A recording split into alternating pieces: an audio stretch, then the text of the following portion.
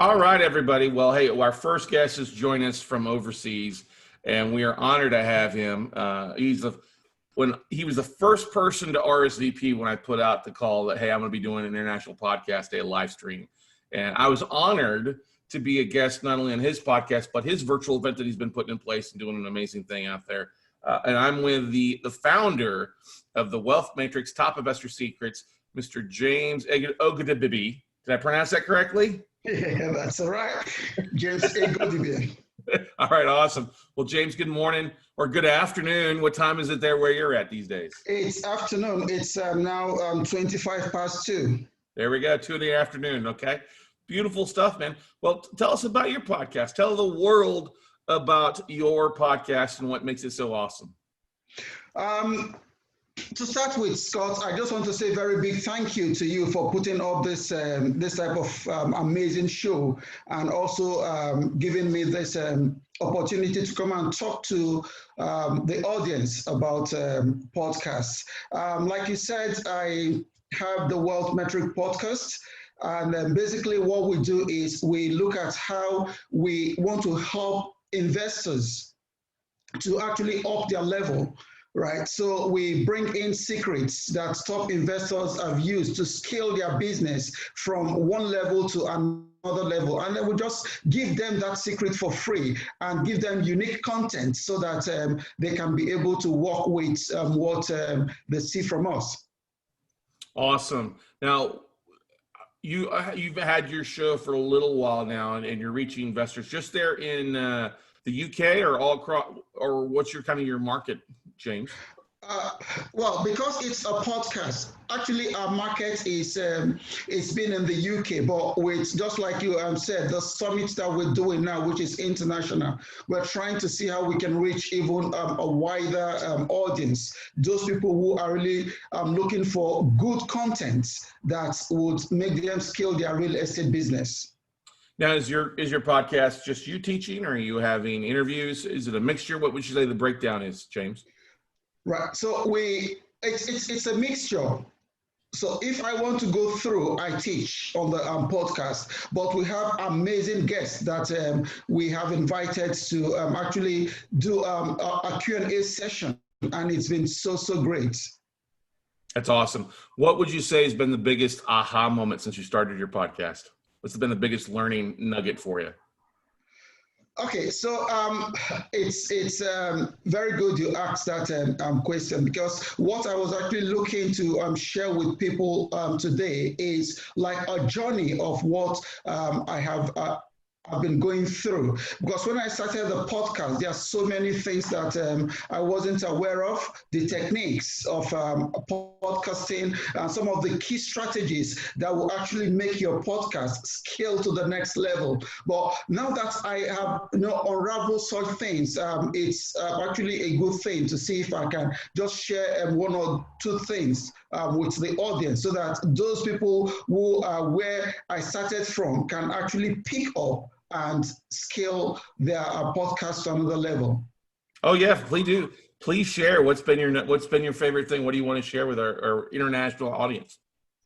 Okay, right. So the first thing is, if you are going to go into a podcast, you have to start with the basics, the foundation. And when I say the foundation, two key things that comes to mind. The first thing is, you are not just going there to throw out any form of content to people, because we have, like Scott said when he was doing his introduction, over thousands and thousands of podcasts out there. So your content will have to be quality. You have to ensure that you have quality over quantity. And of course, the second foundation is, you need to know that it takes time. You don't start a podcast today and you expect that it's going to be as successful as Scott's podcast. It takes time, it takes consistency, and so on and so forth. But then when we talk about quality content, what exactly are we referring to? We're referring to you having valuable content that will be very, very valuable to people. We are talking about content that are unique. Because if you're putting the same content that other people are putting out there, then what is that thing that will make them want to listen to your podcast and not the podcast of the other person. And then the third thing is it has to be sticky. In other words, your content needs to be captivating. It needs to be able to sustain the attention of the audience so that they are always coming back for more and more and more. And then the other thing probably that we're going to be talking about later is, so what are the ways you can promote or make your podcasts actually go out like a viral podcast? Yeah. So what's been your best marketing tool or tactic to help you grow your audience? Honestly, it's just word of mouth. Word of mouth, telling people that, so if you see that this podcast has really been beneficial to you, please try and share it and then tell other people. So, word of mouth like that, and you've seen people listening to the podcast, they share it, they talk to other people, and it has actually helped in growing my podcast. Very nice. Now, are you having good luck with your guests sharing the show? I know that's always the biggest struggle, is once you've got somebody on, besides you promoting them, but also getting them to share. What are some of the tools or tricks that you're doing to help your actual guests share your show? There are various methods that I use for that. The first one is you give them what we call swipes that can help them. So you just make sure that you do everything for them, that they just go like a click in a button. Right, so we just give them all the materials. If they want to use YouTube, we give them a ready-made link that they can just use to share. If it's Twitter, we want to give them like a small a pinball that they can use to share on Twitter. And we just encourage them, and we've been lucky that most of our guests have actually been willing to share the podcast.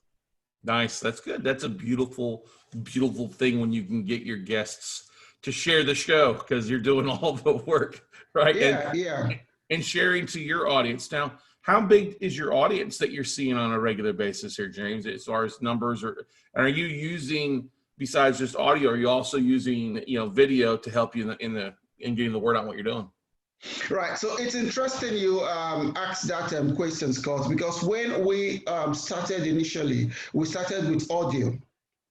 But then we discovered that video actually goes faster than audio. So these days what we do is we actually do a video interview, which we upload on YouTube. And then we then propose that to audio, and then we'll upload that into our Anchor FM and other podcast channels. Very nice. Very nice. Now, how often are you releasing content? You're doing it on a daily basis, a weekly basis, every couple of weeks? Are you batch recording, or are you doing it on an individual basis? We, at the moment, because the summit that is coming up is taking so much of our time. It's taking so much of our time putting up a lot of resources towards the summit. So we have not really focused on the podcast for now. We have been doing it once a week. Mm-hmm. But immediately after the summit, it's going to be every day. Right. Well, that's the beautiful thing. A lot of people are using podcasts to help them launch or promote their summit. How's that working out for you? Has that been a bit of a surprise? Because you're using interviews for your online summit, and then you've got the podcast that goes along with it. Because a lot of people are like, well, I can't do a summit. I'm not smart enough. I don't have enough connections.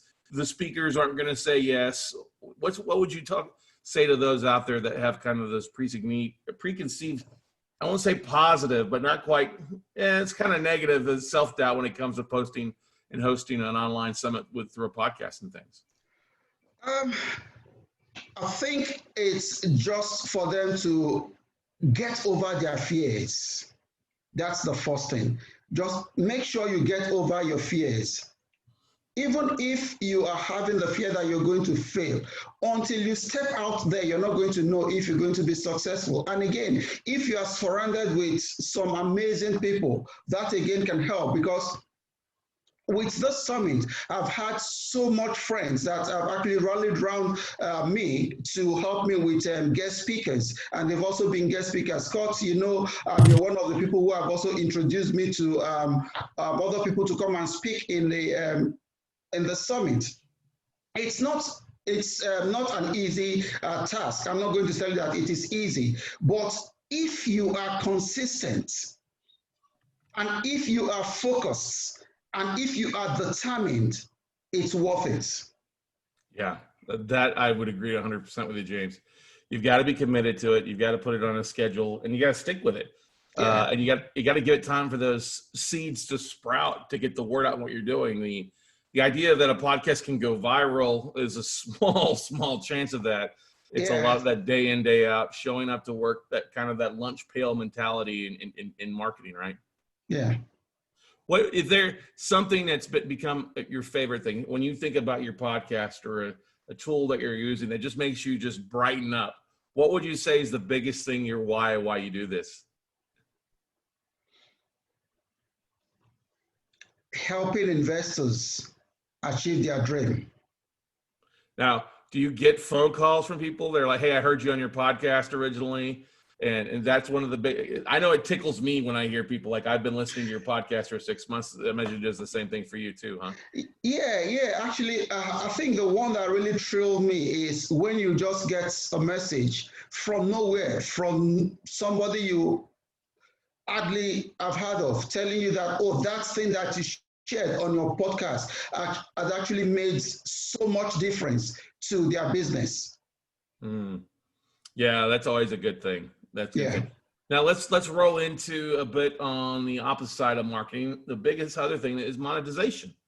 And I'm a big believer, honestly, you and I both are in the finance field of some sort. And I think it's a little bit easier to monetize a podcast when you're on a higher dollar amount when it comes to finances or expensive hobbies or things like that. What are you doing? Or you may not be doing this right now. May not be monetizing your podcast, but what's your plan to do? Or obviously, through you're monetizing through educating and getting clients to help you out with that. Is that the biggest way you're monetizing, James? Yeah. So it's actually good for people to monetize their podcast.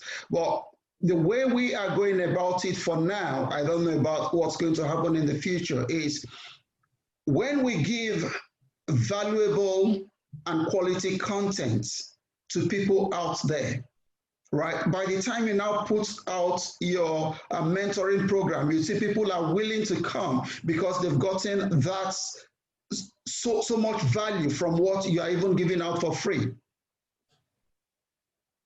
So if you like, it's like a lead magnet for us, for people to actually know that there are good contents they can get from us. So that makes me ask a question. Then you talk about lead generation. What are you doing to connect with your audience, to collect that information? Are you doing any type of opt-ins, free reports, white pages, text messaging opt-ins? What are you doing? What are your call to actions in your podcast episodes to get people to connect with you, James? Right. Okay. So at the end of the podcast, we actually give out other resources for free. So we direct them to our resource directory. And again, our resource directory is where they have so much free content that they can use. So anyone that is interested in having free content in addition to what they get from the podcast, they just go to directory.wealthmetricsltd.com, and they're going to have loads of resources there. So is there an opt-in? Do they have to give you their okay, yes, good. Yes, there's an opt-in for them there. Okay, that's the good thing. Is leading them to a website and then, hey, opting in to get that information, that free information. It's well worth it because they've heard you. They've heard your guests. They've heard your interviews. They've heard your episodes. So that, hey, it's valuable for you out there. What other things are you playing around with? I mean, I think you and me, we have kind of the same mindset. We're always kind of tweaking things and doing a variety of things. What is one thing that you're looking forward to maybe messing around with a little bit more with your podcast here in the near future? The thing I'm actually looking at, really exploring the more, which probably some people will say, oh, is that podcast? But I think you mentioned something like that as well, is YouTube. YouTube is extremely valuable and it ranks far higher. I think some people put the statistics at 53 times higher than the audio podcast. So I'm trying to tweak that to see how we can use that to drive other platforms. Nice. Nice. Yeah, we had a question for you. Matrice Walker out of Alabama. He asked, would you mind repeating your lead magnet website there one more time for him? He's joining us. He's watching live on the YouTube live stream there. Good morning, Matrice. Roll Tide, baby. Is that resources.wealthmatrix.com? Yes, it's resources.wealthmatrixltd.com. LTD.com. Okay. Yeah. Perfect time. Perfect. That's good stuff there. I love it out there. Matrice there, one of our investors out there doing some amazing things. Doesn't have a podcast, but he could probably have one before too. I mean, that's the beautiful thing these days. It's gotten a whole lot easier. Yeah. You know, and I think a lot of people have misconstrued on, what the costs are to set one up. What would you say? Yeah, I went pretty cheap on my technology. I got a Yeti Blue microphone. I've got a Logitech webcam, not a big expensive mixer. How about yourself? I think you started relatively inexpensive and easy, right, too? Yeah, Scott, it's interesting. When I wanted to start this podcast, actually, I dragged for a very long time until somebody just told me, you don't need all those fancy things to start a podcast.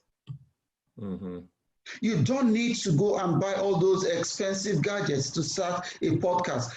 Or, like I said when I started, the thing that you really need to focus on is the quality of your content, the uniqueness of your content. That is key. Yeah, then that brings me to the next question I want to ask you. For a lot of people out there, coming up with content on a regular basis can be mind-boggling. What do you do to kind of pull out of your head or to hash out ideas for your podcast or for your guests that you're going to have?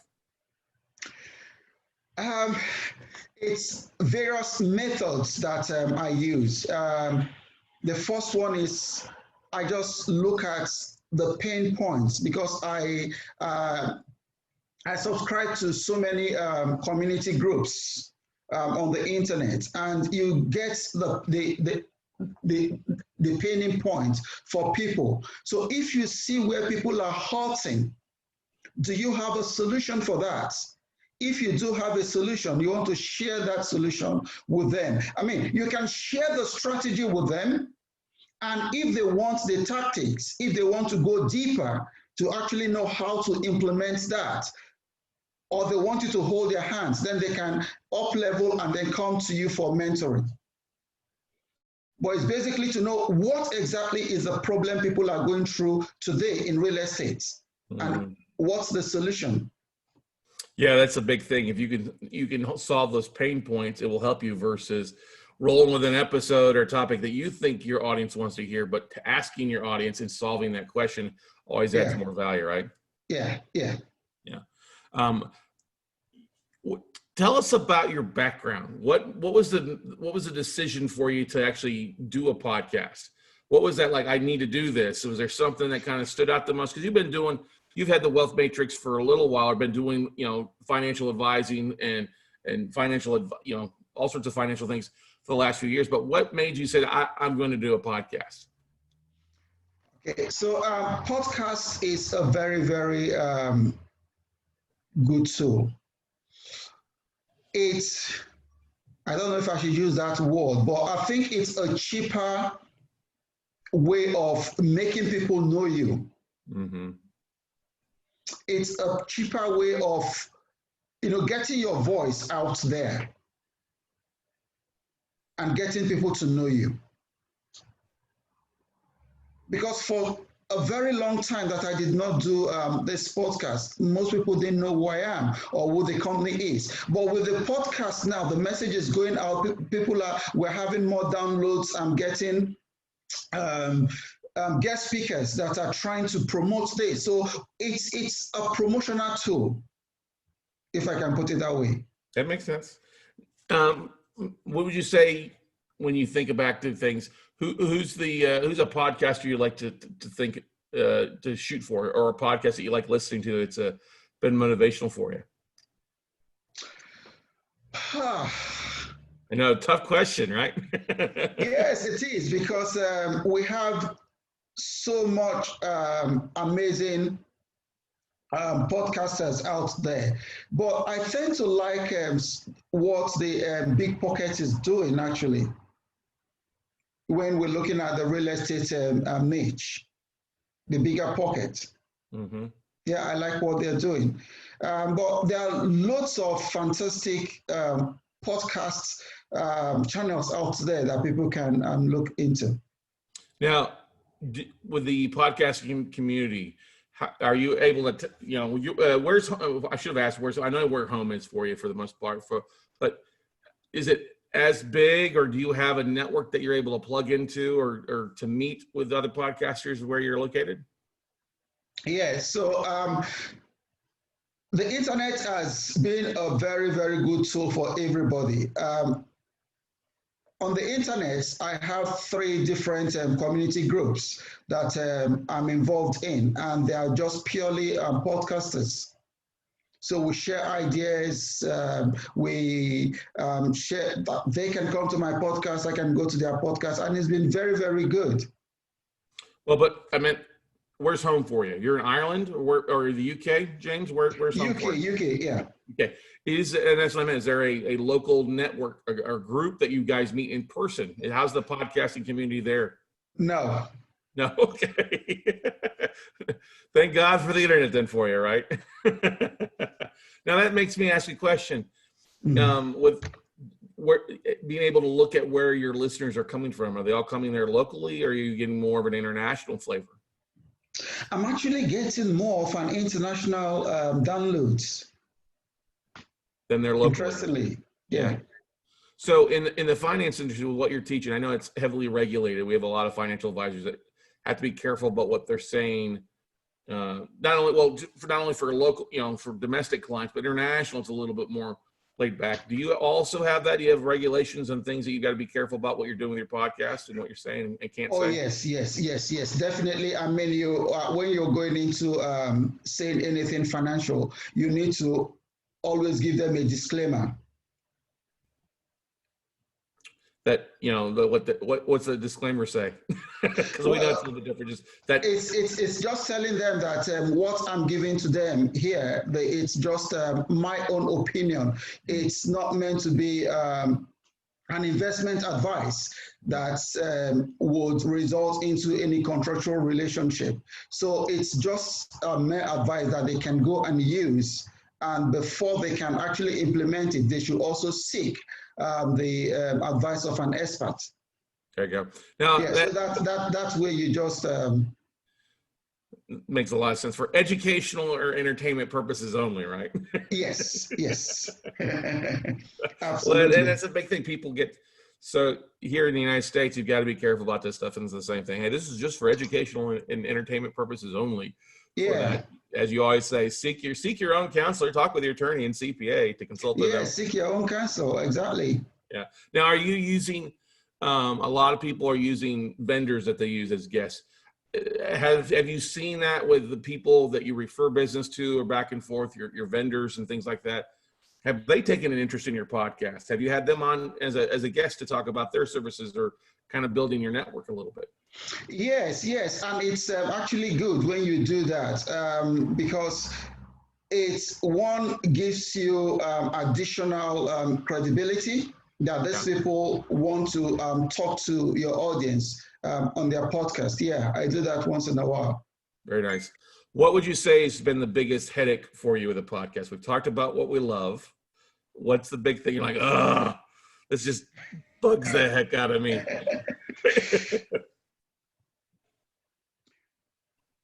The biggest headache in the podcast is actually getting people who have listened to the podcast and they love it so much, but let them go there and review it.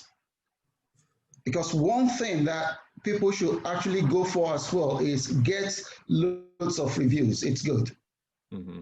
Yeah, that's what they say. That's always a big thing, getting people to leave 5-star reviews. Even though it doesn't, an iTunes review has no bearing on how your show ranks or the popularity of it. Some shows, I think we saw a poll yesterday put out by Chris Cremontis with the Podfest that basically 0.9% of 1% of podcasts out there have more than 100 US based reviews out there.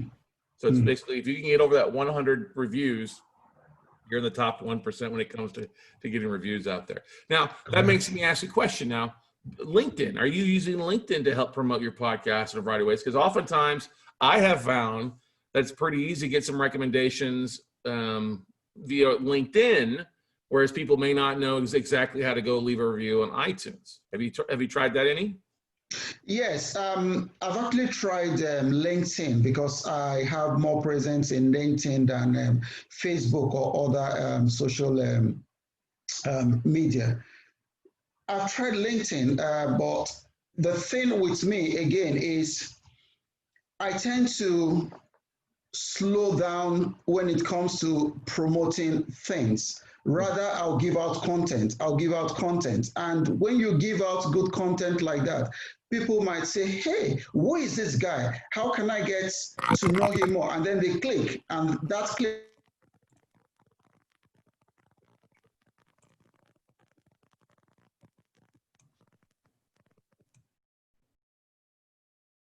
Just, James, somehow you got muted there real fast. You want to unmute yourself, James?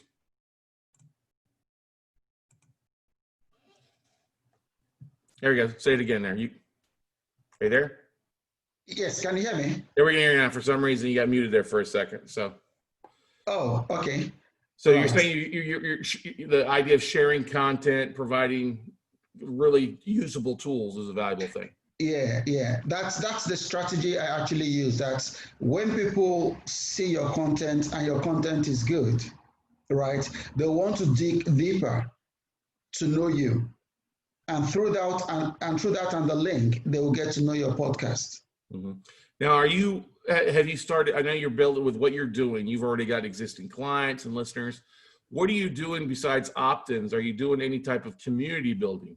Facebook groups, LinkedIn groups, online meetup groups, or anything like that? You do anything to kind of bring your listeners together in a group or family base, I guess you could say. We call it, with what we do, we call it Note Nation. We've got a private Facebook group, but what are you doing to kind of bring your guests or your listeners together, your audience together? Yeah, so we have like a closed group, a closed Facebook group, and we're trying to launch a closed LinkedIn group as well. Yeah, I bet you're getting more traction with the Facebook side of things. It's a little bit easier for people down there, huh? Yeah. There are some great big LinkedIn groups, especially in the finance industry, but it doesn't seem, it's not quite as that much. You don't have that much kind of interaction. You see a little bit of posting on LinkedIn for the most part, but I've always seen having a Facebook group is easier for people because they're on it a lot of times, right? Yeah. So getting people to leave a 5-star review. You heard that here, everybody. Go on over and leave James a 5-star review out there. Connect with him out there. Going out to the Wealth Matrix out there. So excited, man, to have you on here and start off International Podcast Day with an international guest, international flavor.